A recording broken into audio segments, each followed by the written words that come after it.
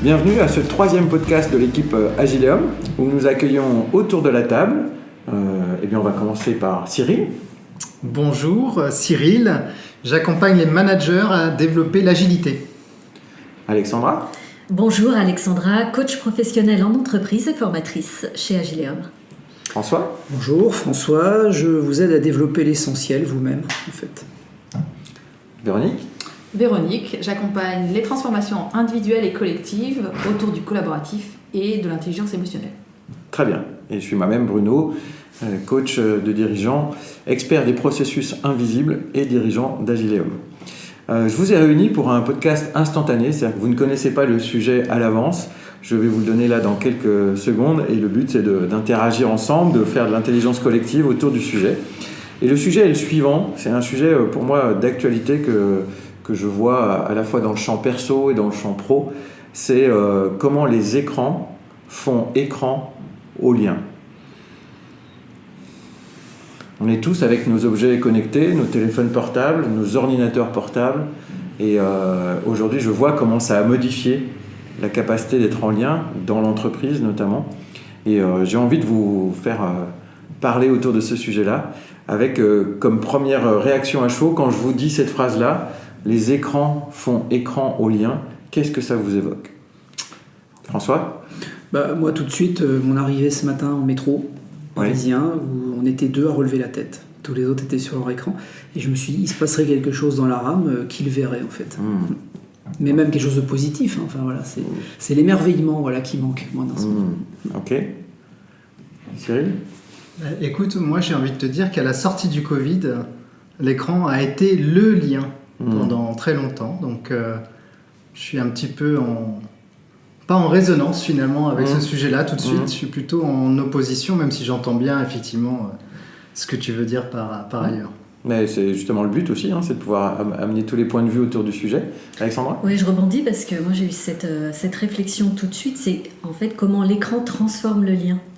Et je le vois notamment par rapport aux plateformes, on en parlait tout à l'heure, mais de streaming qui se développent, des plateformes où on se filme, mais où finalement il y a un lien qui se crée en interaction, ou alors comment faire le lien avec des ados qui sont sur les écrans en parlant de ce qu'il y a sur l'écran.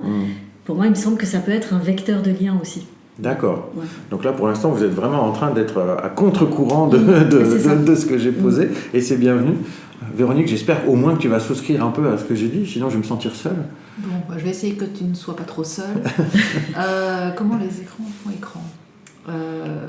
Ce qui m'est venu, moi, c'est quelque chose autour de l'attention. C'est-à-dire que finalement, pour être en relation avec quelqu'un, je porte mon attention sur l'autre. Si je suis sur un écran, ça m'amène, mon attention est ailleurs. Par contre, si je vois l'autre à travers l'écran et donc que mon attention est vers l'autre, à ce moment-là, ça contribue à rester en lien. D'accord. Je suis un peu mitigée. Ok. Tu serais pas suisse par hasard ? Non. Oui, donc il y a bien les deux facettes. C'est comment ça peut être un écran. L'écran peut être faire écran au lien. Et puis quand tu disais, ça a quand même été merci les visios, merci les écrans à l'époque pour maintenir un lien, même s'il était dégradé dans cette période Covid. Alors si on met ça dans le monde de l'entreprise, à quel endroit vous voyez que l'écran peut être un vecteur de lien ? Je ne sais plus qui a dit ça, je crois que c'est toi Alexandra. Voilà. À quel endroit ou dans quelle utilisation ça peut être un vecteur de lien ? Alors, il y a quelque chose, c'est que ça peut être un vecteur de lien à distance. Enfin, on l'a vu dans la manière de travailler, avec le développement de toutes ces plateformes. Et pour moi, c'est pas suffisant, mais c'est peut-être un vecteur de lien intermédiaire. En tout cas, un peu transfuge dans un premier temps. D'accord.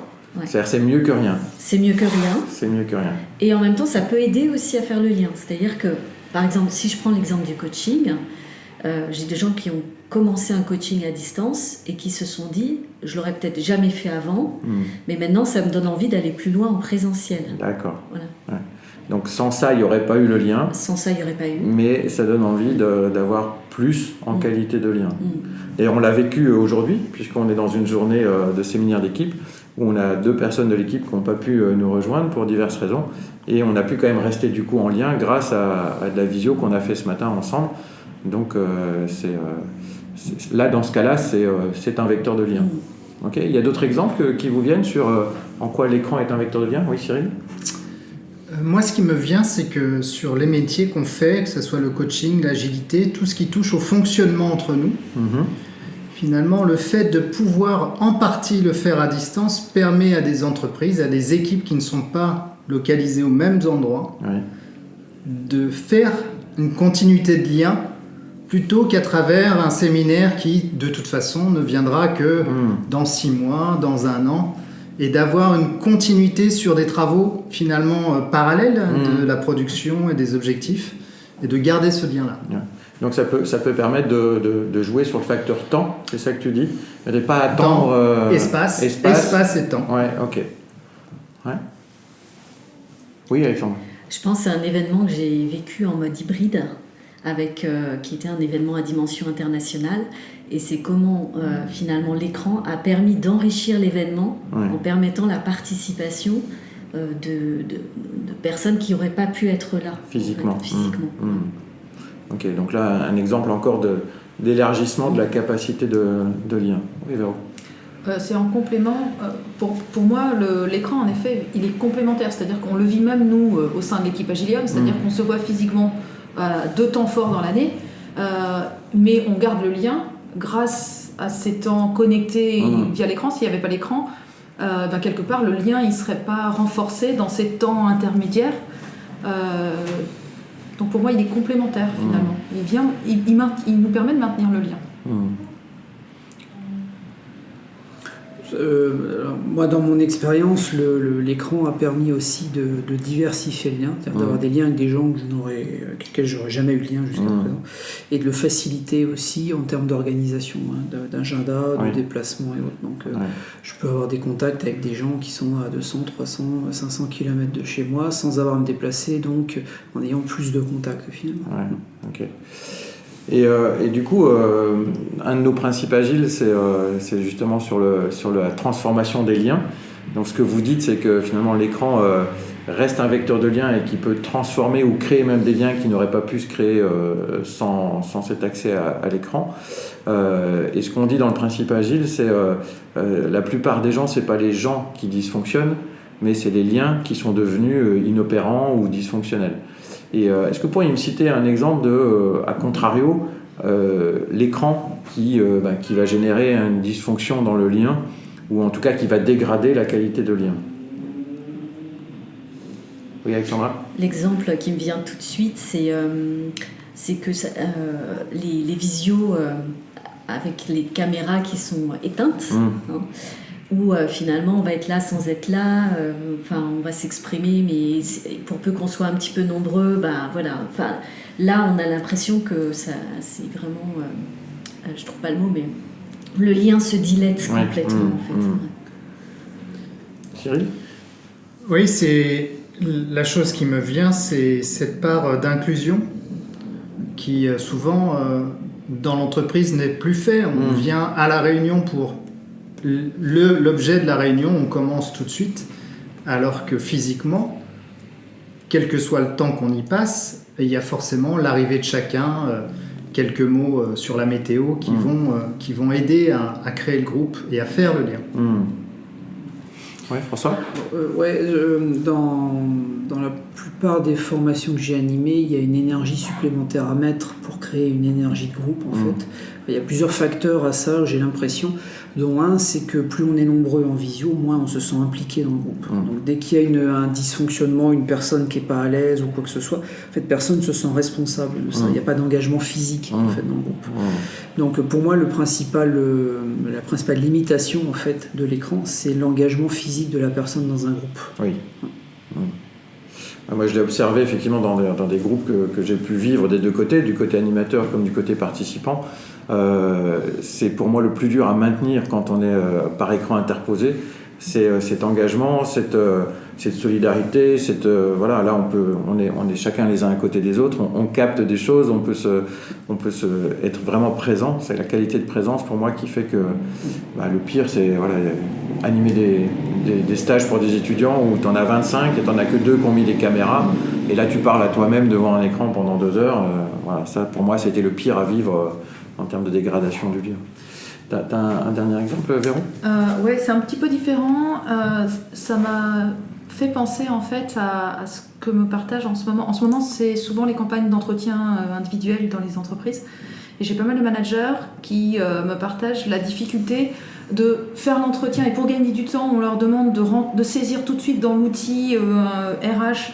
Et donc, ils ont l'écran entre eux et le collaborateur. En tout cas, l'écran, du coup, pour certains d'entre eux qui sont pas à l'aise, cet écran du coup fait écran au fait de rester en lien, d'être dans un temps de qualité, d'écoute. Donc c'est à ça que je pensais. Et c'est là carrément, si je comprends bien ce que tu dis, c'est carrément physique, c'est-à-dire qu'il y a l'écran entre la personne et son manager. Ou même si l'écran il est sur le côté, que les gens sont entre eux, finalement le manager qui doit saisir, finalement il n'est pas en lien avec la personne qui est en face de lui ou qui est juste à côté de lui. En tout cas le lien, ce que me disent les managers, c'est que le lien n'est pas le même pour eux. Ok, pour conclure ce podcast, là aussi, qu'est-ce que vous pourriez avoir comme astuce, comme conseil ou comme petite chose à faire issue de l'expérience pour traiter cette histoire de lien à travers l'écran. Qu'est-ce qui a fonctionné pour vous? Qu'est-ce que vous avez pu mettre en place avec des clients qui a permis de traiter cette relation à l'écran? Oui, François. 2 astuces peut-être, c'est plus on réduit le groupe et mieux ça marche en fait. Donc c'est faire un maximum de travaux en sous-groupe quand on a des grands groupes. Et la deuxième, qui peut être paradoxale, c'est de temps en temps pour les entretiens individuels de les faire par téléphone, puisqu'en fait le lien est plus fort par téléphone que par visio. Ça c'est ce que tu as pu observer. Ok, merci. Il s'agit d'un groupe, moi j'aime bien qu'on pose ensemble des règles de fonctionnement au début pour voir comment on interagit ensemble et comment on peut trouver notre équilibre dans ce moment-là. Dans ce moment un peu hybride, un peu dégradé. J'aime bien ton idée de dire on fixe des règles spécifiques à ce type de lien en fait. Véro, Cyril ? J'ai perdu la question en fait. C'était une petite astuce, un truc pratico-pratique pour permettre de gérer cette relation à l'écran qui est maintenant entrée dans nos vies, perso et pro. Cyril ? Oui, ce qui me vient, c'est ramener plus d'humain. Et en facilitation, notamment, un des outils assez faciles à utiliser à distance, c'est le photolangage. Et de faire que la question mène chacun à exprimer quelque chose d'un petit peu plus personnel que juste la météo du jour pour le faire rentrer dans l'écran. Ok. Je ne sais pas si je suis hors sujet, mais ce qui me vient là, c'est à nouveau autour de l'attention. Et donc, l'astuce, c'est plutôt comment moi, je mets de l'importance à porter mon attention à ce qui se passe, que je me mets en écoute active, et comment, du coup, ça peut induire le fait que ça résonne pour les personnes qui sont de l'autre côté de l'écran. En tout cas, d'inviter à être pleinement présent, avoir une attention pleine et entière. Ok.